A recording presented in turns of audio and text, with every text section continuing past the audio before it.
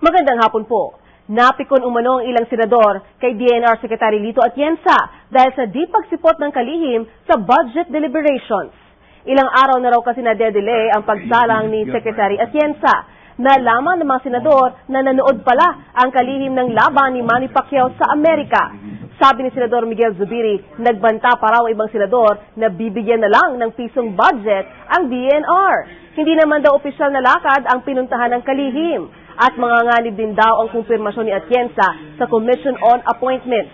Ngayon ang huling araw ng mga deliberasyon sa Senado at ang pag-uusapan na lang ay ang DSWD, DENR at Ombudsman.